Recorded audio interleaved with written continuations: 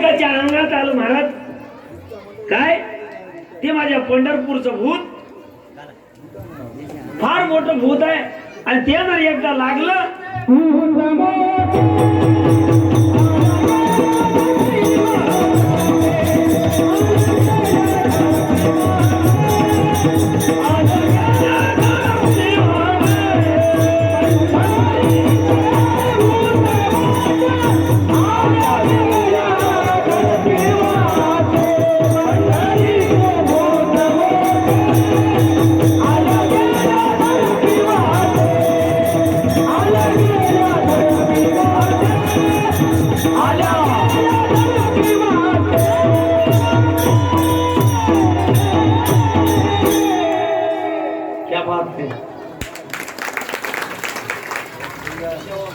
मला एक जण म्हणलं हिरे कुठून आणले हो तुम्ही.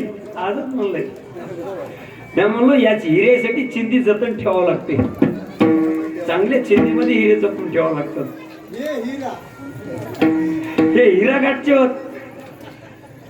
पंढरीचे भूत मोठे आल्या गेल्या झडपी वाटे. पंढरीचं भूत महाराज जबरदस्त आहे. आल्या गेलेला आता मी नुसतं ज्ञानोबा माऊली अंगात संचरलं महाराज प्रत्येकाच्या. आणि हे संचरलेलं एका मुलीनं बघितलं. ती सासूरवासीन होती. हे कानावरती आवाज गेला महाराज टाळ मृदंगाचा. तिने हातातलं काम हातातच सोडून दिलं. सासूबाईनं शेताकडे जायला सांगितलं होतं. त्या मुलीनं स्वतःचं काम हातातलं हातात सोडून दिलं आणि कसल्याच प्रकारचा विचार न करताना माझ्या माऊलीच्या दिंडीमध्ये शिरली. कोण ही कोण महाराज. जिला सखुबाई म्हणतात. आणि ती आल्याच्या नंतर सासून तिला बांधून ठेवलं होतं.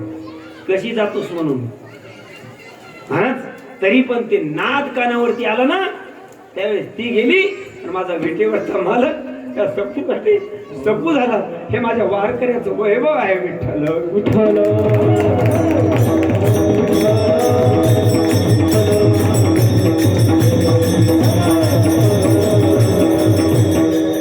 देवाची तुम्ही सेवा करा. देव तुमचा होतो मायबाप. आणि देवाची जर सेवा करीत नसेल तर देव तुमच्याकडे पाठ फिरलेली असेल. त्या सपूसाठी माझ्या भगवंताने विटेवरच्या मालकाने स्वतः बांधून घेतलं. ऐका देव काय करत नाही महाराज. त्या गोपिकाला सांगितलं चोकोबाची बहीण झाला सारंगधार. चोकोबाची बहीण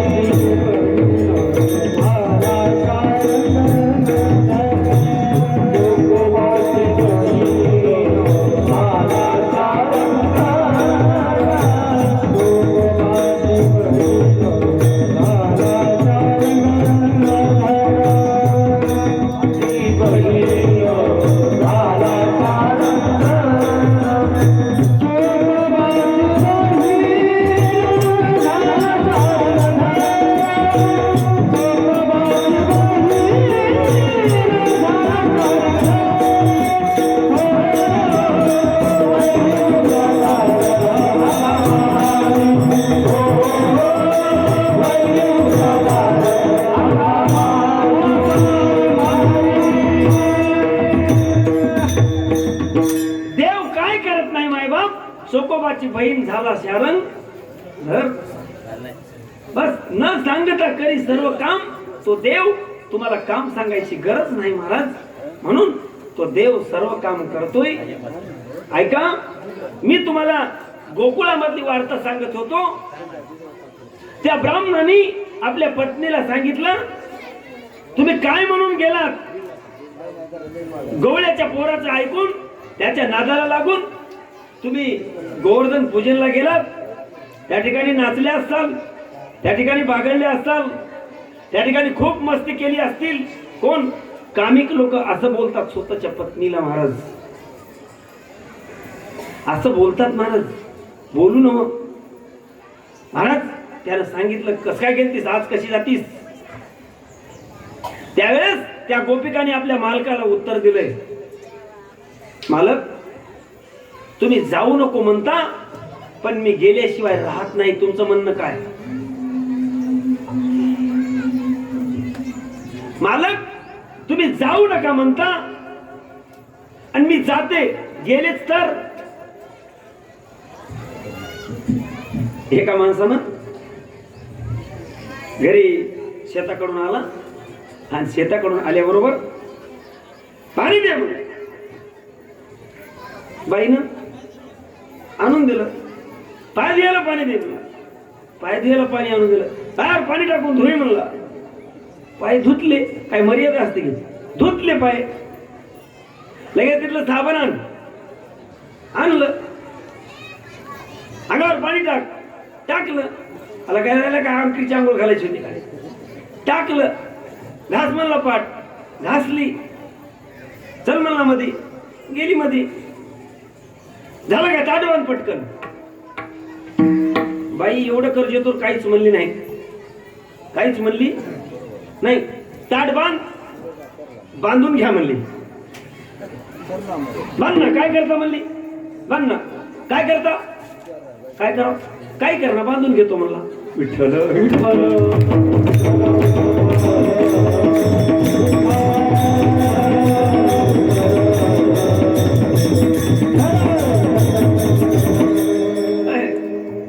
काय करता येते? करणार म्हणल्यावर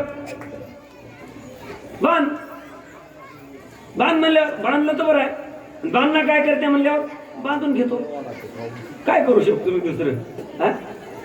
काय करते माणूस? महाराज पुढे वाटच नाही ना. वाट बंद झाली. आणि वाटा काही जणांच्या फार गमतीनं बंद करायच्या असतात. लक्षात ठेवा. ऐकता वाटा, एक भजन करा. विठ्ठल विठ्ठल.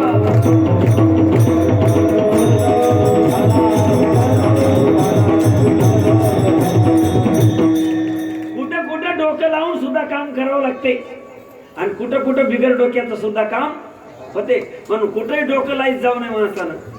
आहे की नाही? कुठेही डोकं लावणं घात असते. एका सासूबाईला आपल्या सुनेला सांगलं, अगं तुला काय डोकं आहे की नाही? तिने म्हणली हाय की, जरा डोक्यानं काम करत जाय. काय म्हणली? तुला काय डोकं आहे की नाही?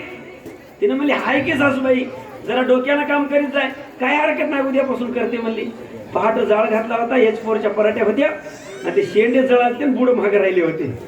आणि तिने म्हणली आता जर मी काही बरं वाईट केले तर सासूबाई अजून शिवा देते, म्हणून डोसकं लावून टाकला. काय झालं असं? कल्पना करा. विठ्ठल विठ्ठल.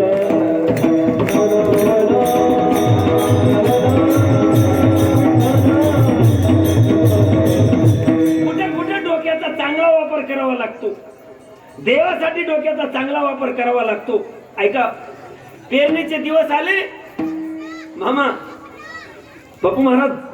पेरणीचे दिवस आले आणि दिवस पेरणीचे आल्याबरोबर आता उद्या लोक पेरणी करायला जाणार. बी खत सगळं काही भरलं. या किंवा मांडीवर. विठ्ठल विठ्ठल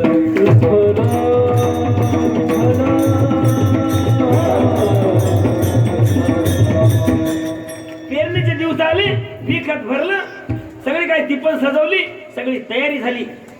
हे कोण करते तयारी? शेतकरी. आणि पारावर बसून तंबाखू खाणारे. आणि पेरणीचं टोपलं घेऊन तुम्ही शेताकडे निघा. जाताना म्हणतात या हो कशाला? एक तंबाखू खाऊ. म्हणजे मजाही सत्यानाश आधीच पारावर बसून आणि तुझाही सत्यानाश. ते मला बा 20 टिपण चालू आहे, नेऊन द्यायचंय. या की तंबाखू खाऊ. आता याच्या संगी गप्पा मारीत बसल्यावर 4 मंडळी बंद होतात की.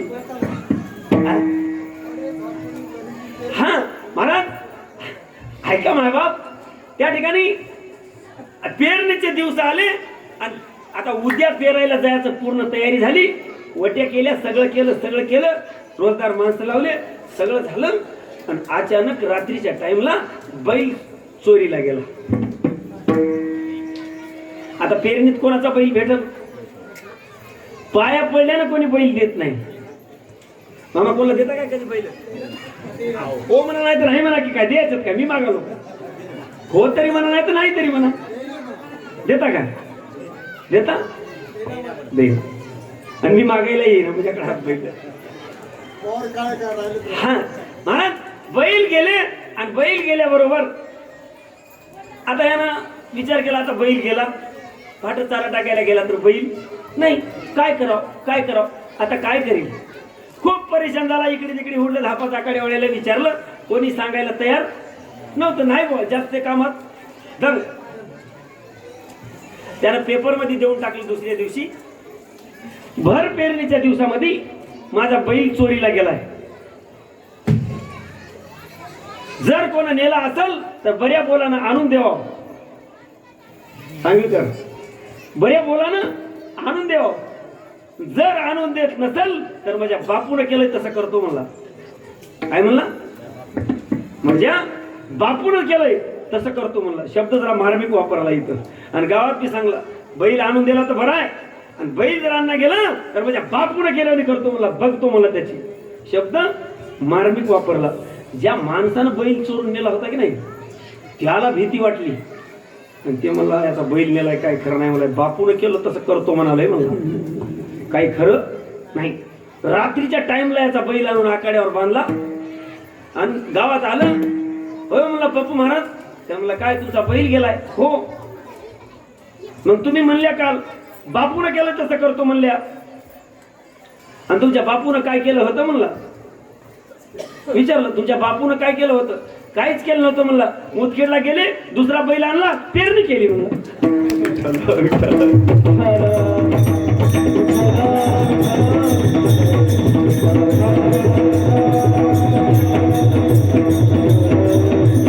मी अभंगाच्या दिशेच्या बाहेर नाही मायबाप. कुठं शब्द मार्मिक वापरावं लागतात तर कुठं शब्द जपून वापरावं लागतात. मी तुम्हाला सुरुवातीला सांगितलंय, जशी सुरुवात झाली तसा शेवट झालं तर बरं वाटते. नाही तर सुरुवात एक आणि शेवट एक केली, ऐकणाऱ्याला मजा वाटणार. मला वाटते की बसलेली माणसं माझ्या पुढे, काय भगवंताची कृपा आहे की 5 वाजेपर्यंत सुद्धा मी तुम्हाला उठू देईना. किती वेळ कीर्तन करू म्हणालो, तुमचं तुम्ही ठरवा आणि माझ्या कानात येऊन सांगा, विठ्ठल विठ्ठल.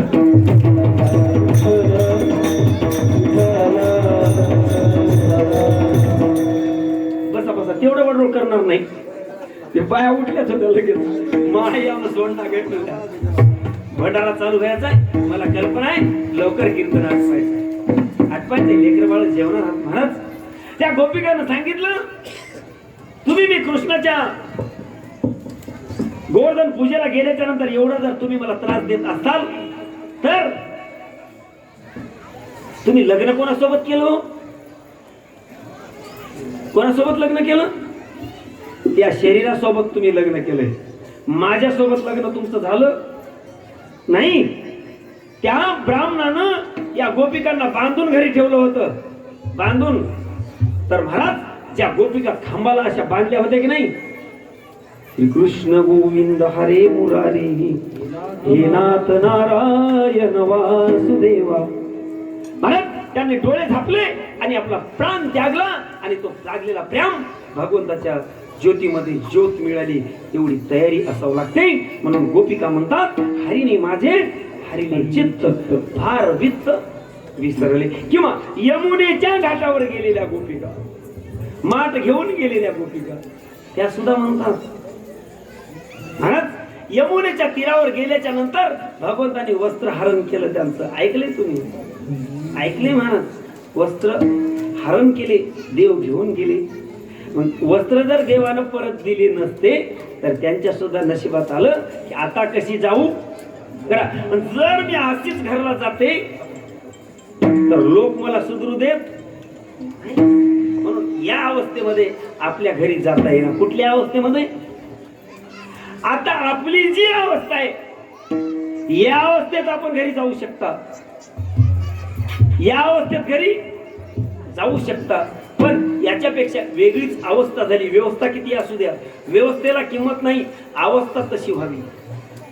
आता बघा, या काळामध्ये कॅम्प्युटरचं युग आहे, मोबाईल आले, कॅम्प्युटर आलं, व्यवस्था भरपूर झाली, पण तशी अवस्था आहे अजिबात नाही महाराज. आणि तशी अवस्था केली तर एकही विद्यार्थी नापास होणार नाही, तशी अवस्थाच नाही. ऐका मायबाप, भगवान श्रीकृष्णाचं चरित्र जेवढे करताल तेवढं थोडंच आहे. विठ्ठल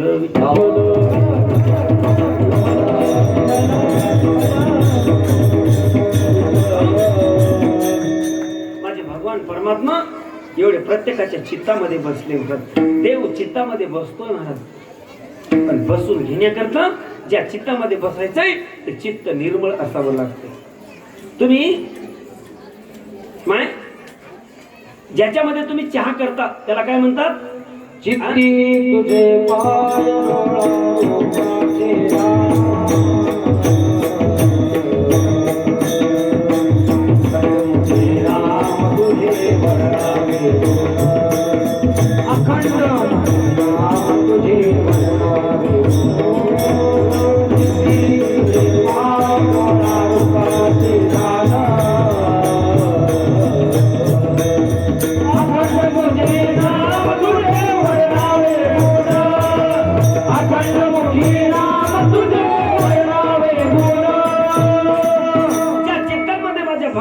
बसवायचंय ना ते निर्मळ असावं लागते. तुम्ही ज्याच्यात चहा करता, ज्या पातेल्यामध्ये, ते वरून स्वच्छ करता का मधून? वरून कोण म्हणलंय? तिने म्हणली वरून. वरून स्वच्छ केल्यावर काय होते माय? त्याला आतून स्वच्छ करावं लागते. आतून स्वच्छ केलं तर मालक मारणार. आणि वरून तुम्ही किती स्वच्छ करा आणि आतलं जर भरकं ठेवलं तर चाळणीत कचरा जाते. आणि चहात गेल्याबरोबर मालक काय करते? आता पुढचं मला येईना, मी ते केलं नाही जीवनामध्ये, ज्यानं केलंय त्याला माहित. विठ्ठल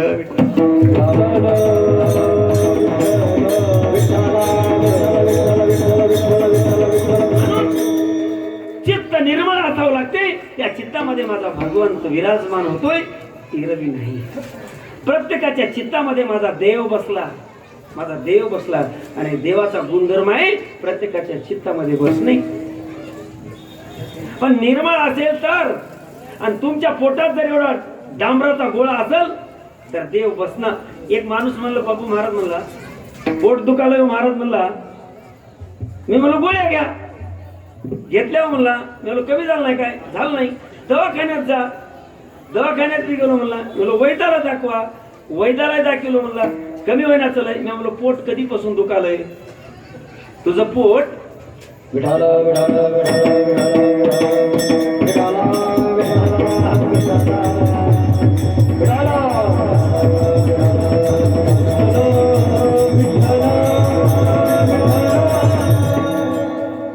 कधीपासून दुखालय आणि इतकं राहायला आलंय असं म्हणल्यावर त्यानं काय उत्तर दिलं सांगू?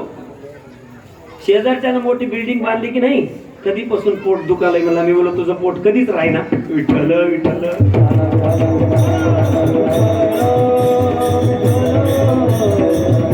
म्हणून दुसऱ्या विषयी आपल्या पोटात डांबर नसावं, निर्मळ हृदय असावं, पवित्र स्वच्छ अंतःकरण असावं. त्यावेळेस देव आमच्या हृदयामध्ये असतो. बरं, देव हृदयामध्ये नाही का? नाही, देव हृदयामध्ये आहे. माझ्या माऊलीनं वर्णन केलंय, तैसा हस्ता हृदयामध्ये मी रामू, सर्व सुखाचा आरामू, का भ्रांताशिया कामू विषयावरी. देव हृदयात आहे पण का दिसत नाही? परत माऊलीनं म्हटलंय, मन तोनी नवनीता तैसे घे अनंता, वाया व्यर्थ कथा साठी मार्गू. मंथन कर. तिळात तेल नाही का? तिळात तेल नाही आहे. केव्हा प्राप्त होते? दुधात तूप नाही का? आहे, पण कधी? मंथन केल्याशिवाय प्राप्त नाही. त्याचं इरजू लावावं लागते, गरम करावं लागते, इरजू लावावं लागते, त्याचं दही करावं लागते, दही केल्यावर त्याला हलवावं लागते, हलल्यावर त्याचं लोणी निघते आणि लोण्यातून तूप करायचं असेल तर त्याला कडकड कडकड कडवावं लागते, तेव्हा ते दिसते. तसा देव हृदयात आहे, पण याची क्रिया लागते. विठ्ठल विठ्ठल.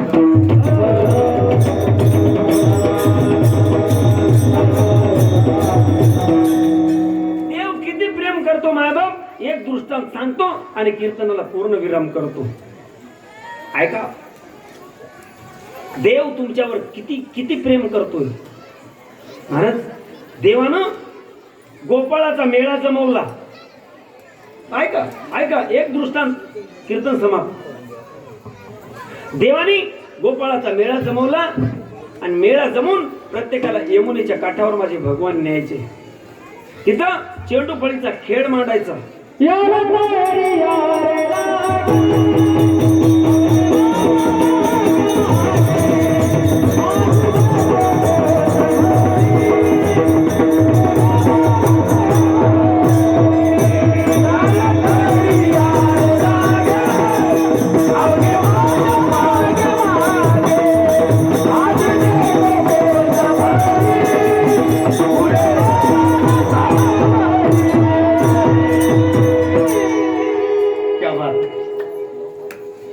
एकही टाळी वाजली नाही, इतकं वाजून. घरी पायीने जाण्याबरोबर विठ्ठल विठ्ठल.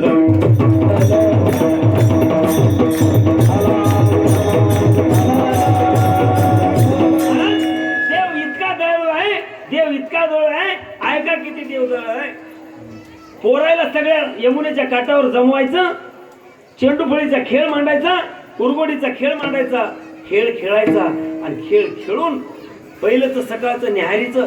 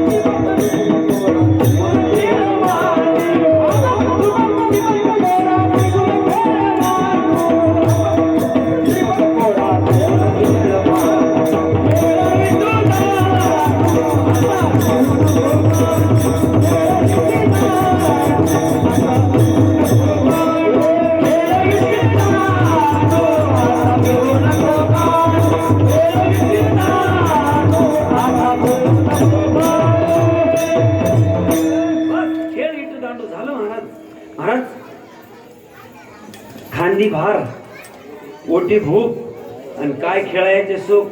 आता आता गोड लागणार तुमचं कोणलाही, अजिबात चिंता करू नका. आणि याला जबाबदार तुम्ही, आम्ही नाही, सकाळचे महाराज. ऐका मायबाप, झालं महाराज, देव किती प्रेम करते तुमच्यावर सांगतो. महाराज, त्या गोपाळाला खाऊ घालायचं, पण देवाला काय एके दिवशी चक्कर आली की लहर आली की मधुमंगल नावाचा देवाचा अतिशय प्रिय मित्र, पण गरिबी घरची अतिशय गरिबी, आणि ते दररोज यायचा, यायला शिदोऱ्या सोडल्या की त्याच्याकडे काहीच राहायचं नाही. आहे ती शिदोरीवर येऊन बसायचं आणि जेवायचं. आणि देव म्हणले, मधू काय, अरे आम्ही शिदोऱ्या आणतो, आम्ही रोज आणून शिदोऱ्या सोडतो, आणि तू मधुमंगल गरीब, अत्यंत गरीब. त्याला दुःख वाटलं. कृष्णा, अरे तू काय बोलत होतास, आमच्याकडे संपत्ती जर असली, घरी अनाज तयार करायची ताकद जर आमच्या आईकडे असली, तर तू काय मला बोलत होतास. अरे घरी कोरभर सुद्धा रोटी नाही, तरी मी तुझं खातोय, यात नवल नाही, पण तू खाल्यावर खाऊ घालून मला बोलायला नाही पाहिजे. इथं खाऊ घालायचं आणि जाता जाता आल्या काय जेवायला म्हणायचं, काय वाटत. देवा तू मला असं बोलला, थांब, मी उद्याच्याला काहीतरी पंक्तीला येताना घेऊनच येईन. तो मधू घरला गेला आणि जाऊन एका कोपऱ्याला बसला. मधूला माहित होतं आपल्या घरी काहीच नाही. मागावं तर आई काय करेल? गरिबी होती.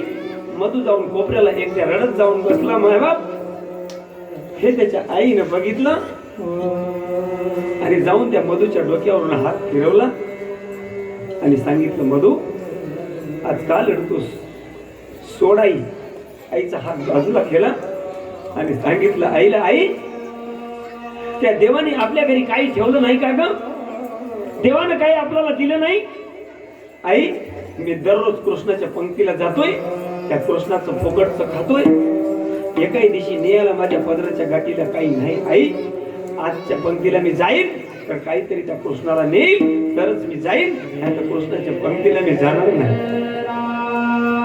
महाराज त्या मधुमंगलच्या आईने सांगितलं, मधू देवाची आपल्यावर अवकृपा आहे. देवाने आपल्याला असं काही दिलं नाही. पण मधू आज तू जातोस ना, पण काय कर, जाताना नुसतं जाऊ नको लेका. काय कर, त्या त्या त्या गिलासामध्ये, त्या कपामध्ये थोडं ताक आहे, ते ताक घे आणि कृष्णाच्या पंक्तीला जा. महाराज मधूला बरं वाटलं. ताकाशिवाय दुसरं काहीच नव्हतं. गरिबी होती, त्याला बरं वाटलं. त्या ताकाच्या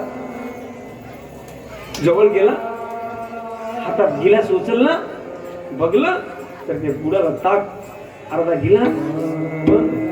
ते ताक योगानं हिरवं आणि पिवळं झालं होतं.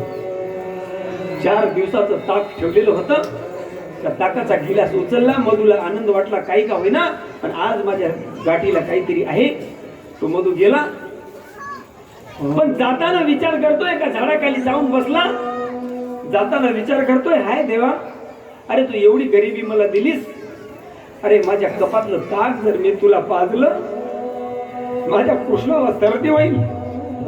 माझ्या यशोदा माईना माझ्या कृष्णाच्या तोंडाची चव बदलू नवा या उद्देशाने लोण्याशिवाय तुला काहीच खाऊ घातलं नाही. आणि मी जर कृष्णा या गिलासातलं हिरवं पिवळं झालेलं आंबट खट ताक जर तुला पाजलं तर तुला सर्दी होईल. म्हणून मधुमंगल एका झाडाखाली गेला. झाडाखाली जाऊन हातात कप घेऊन विचार करतोय. दुपारचा टाइम झाला. पंगत बसली आणि पंगत बसल्याच्या नंतर